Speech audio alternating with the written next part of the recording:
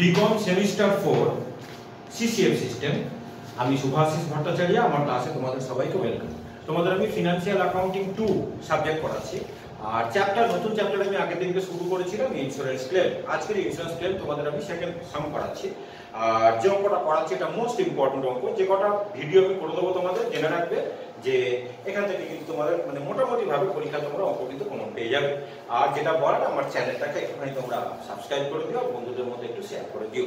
তো অঙ্কটা আমি একটুখানি পড়ছি, শোনো তোমরা মন দিয়ে। বলছে অন 20th October 2025, আচ্ছা বলছে the godown and business premises of KCB limited were attacked by fire. তার মানে 20th October 2025 মানে আগুন লেগেছে। তো from the salvaged accounting records the following information is available. কি কি বলে দেওয়া আছে?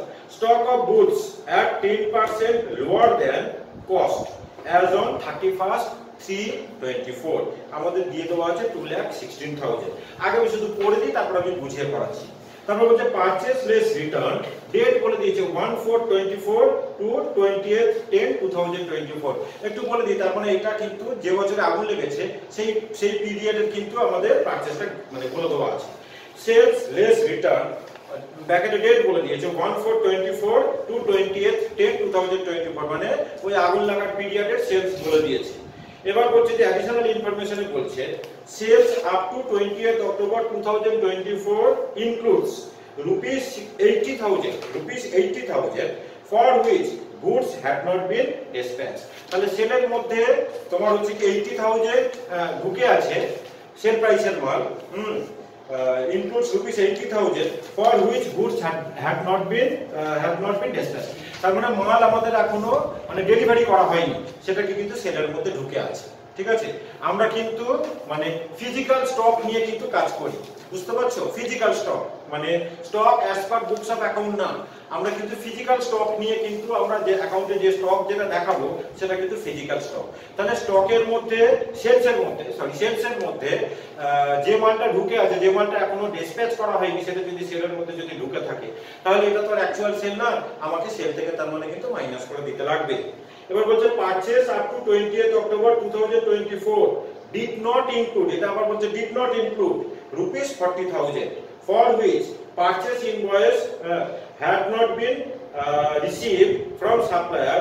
বলছে যে তো goods have been received in godown। দেখো এই পারচেজটা আমরা মাল পেয়ে গেছি, মাল কিন্তু গোডাউনে আছে, কিন্তু এখনো ইনভয়েসটা আমরা হাতে পাইনি। তার জন্য ওরা কি করেছে, পারচেজের মধ্যে মানে রেকর্ড কিন্তু করেনি। তোমার হচ্ছে কি কত টাকার মাল বলে দিল, তোমার হচ্ছে কি ₹40,000 এর পারচেজ, ওরা পারচেজ হিসাবে দেখায়নি। হ্যাঁ, মাল আমাদের কিন্তু স্টকেতে আছে, তারপরে এটা কিন্তু রিয়েল পারচেজ, আমাদের ফিজিক্যাল স্টক দেখাচ্ছে। পারচেজের মধ্যে ঢুকে নেই মানে আমাকে পারচেজের সঙ্গে কিন্তু অ্যাড করতে লাগবে। ঠিক আছে, আর বলছে past records show the gross profit rate of 25%। এটা আমি আগের দিনকে শিখিয়েছিলাম যে রেট অফ গ্রস প্রফিট না বলে দিলে আমাদের সেক্ষেত্রে লাস্ট ইয়ারের একটা ট্রেডিং অ্যাকাউন্ট তৈরি করে আমাদের কিন্তু রেট অফ গ্রস প্রফিটটা বার করে নিতে লাগে।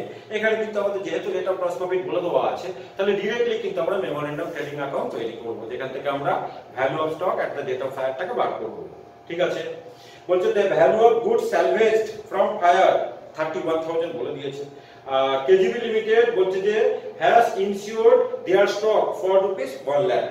তো calculate the amount of claim to be lost to the insurance company. তাহলে আমরা কিন্তু ডিরেক্টলি আমরা মেমোরেন্ডাম ট্রেডিং অ্যাকাউন্ট তৈরি করব। ঠিক আছে, করছি। লাস্ট ইয়ারের আমাদের জিপি রেট ওরা বলে দিয়েছে। তাহলে উপরে লিখব যে বুকস অফ, যে কোম্পানির বইতে আমরা করছি বুকস অফ কে লিমিটেড, অত পুরো কথা লেখার দরকার নেই। এখানে লিখলাম যে memorandum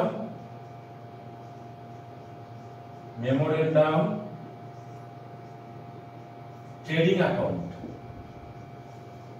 memorandum trading account, memorandum trading account for the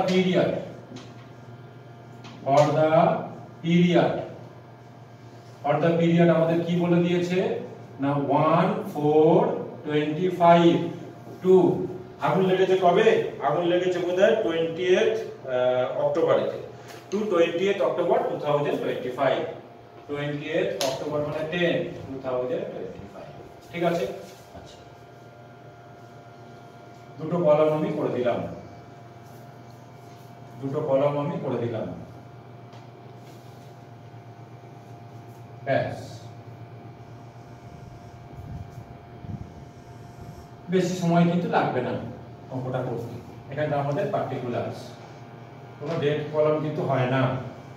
particulars এগুলো হলো অ্যামাউন্ট রুপিস,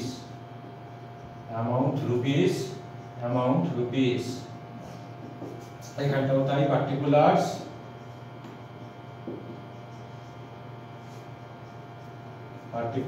এটা হলো অ্যামাউন্ট রুপিস, এখানটা হলো অ্যামাউন্ট রুপিস, এটা ক্রেডিট, এটা ডেবিট। তাহলে আমরা আগে করব টু ওপেনিং স্টক,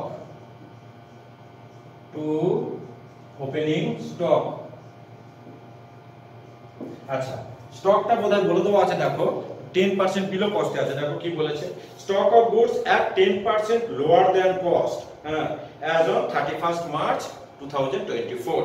তারপরে 31st মার্চ 2024 এর এটা ক্লোজিং স্টক মানে আমাদের 1/4/2004 এর কিন্তু ওপেনিং স্টক হবে।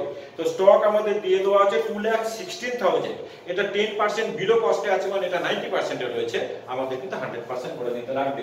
তাহলে 2,16,000 divided by 90% করলেই হবে, or divided by 90 into 100 করলেই হবে। কারণ এটা আমাদের হবে 2,40,000 রুপিস, 2,40,000।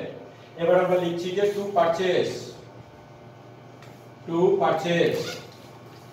পারচেজ আমরা ভেতরে লিখবো, পারচেজ আমাদের অ্যাডজাস্টমেন্ট রয়েছে। তো পারচেজ লেস রিটার্ন 1/4/24 টু মানে 20th 2024 আমাদের বলে দেওয়া আছে 2,80,000, আর পারচেজের মধ্যে 40,000 টাকার গুডস আমাদের ইনক্লুড করতে লাগবে। 2,80,000 তাই তো, পারচেজ আছে 2,80,000, অ্যাড করব যে goods not included but included in stock, included in godown, stock না লিখে লিখি গোডাউন। আমাদের গোডাউনে মালটা রয়েছে কিন্তু আমরা এখনো কিন্তু সেটাকে পারচেজের মধ্যে আমরা দেখাইনি, যেহেতু ইনভয়েসটাকে ওরা পাইনি।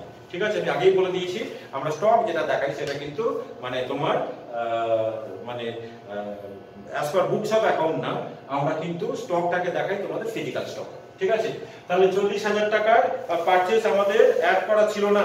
ঠিক আছে, এই 40,000 টাকার পারচেজকে আমি অ্যাড করব 2,80,000 এর সঙ্গে।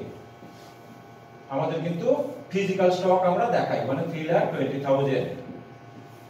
এদিকেও দেখাই বাই সেলস,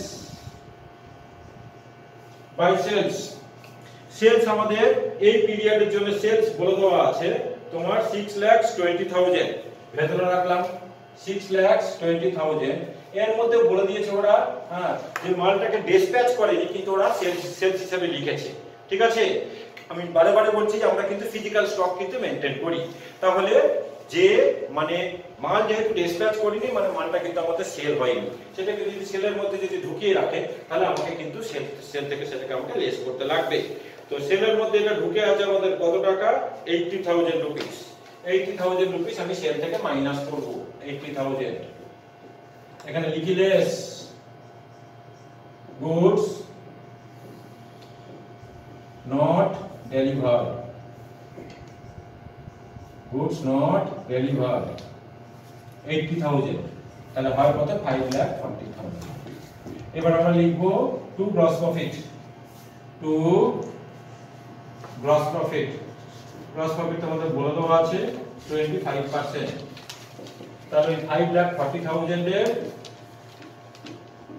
25%, এটা করলে হয় আমাদের 1,35,000, 1,35,000। তাহলে অ্যাড করে দিই 1,35,000 আর 3,20,000 মানে 4,55,000, 4,55,000, 4,55,000